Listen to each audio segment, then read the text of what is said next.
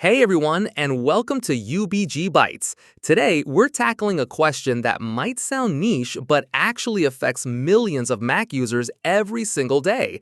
What authentication system is macOS really using in 2025? And is that decades-old pluggable authentication module, PAM technology, still relevant? So here's the thing that sparked this investigation. A listener reached out asking whether macOS Pluggable Authentication Modules, or PAM, is still the latest authentication mechanism for macOS. And honestly, that's a fantastic question, because the answer reveals something fascinating about how Apple approaches backwards compatibility while pushing forward with cutting-edge security. Let me start with the short answer. PAM isn't going anywhere. It's very much alive and kicking in macOS 15 Sequoia, which just dropped in September 2024. But, and this is a big but, Apple has been quietly modernizing and layering on top of PAM rather than replacing it. Think of it like this. PAM is the foundation of your house.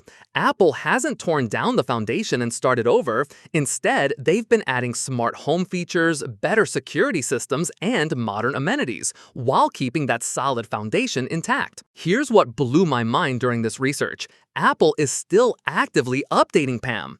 In macOS Monterey, they added new security restrictions requiring admin consent for processes accessing the PAM directory.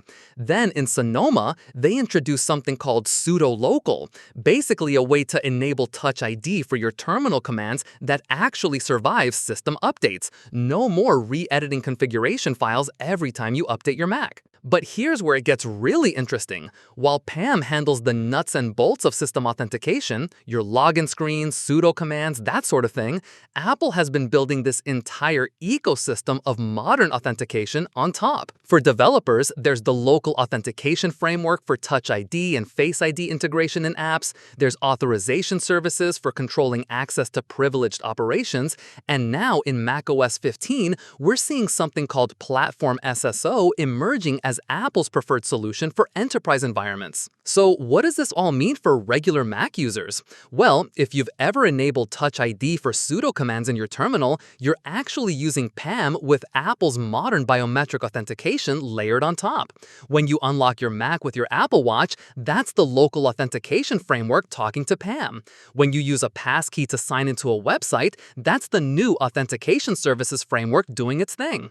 It's this beautiful, invisible orchestra of authentication systems working together. PAM is like the baseline, always there, keeping the rhythm, but not necessarily the melody you notice. Here's my takeaway from my review. Apple's approach to authentication is remarkably pragmatic. They're not throwing away decades of battle-tested Unix authentication infrastructure. Instead, they're building the future on top of it. They could have ripped out PAM and forced everyone to start over.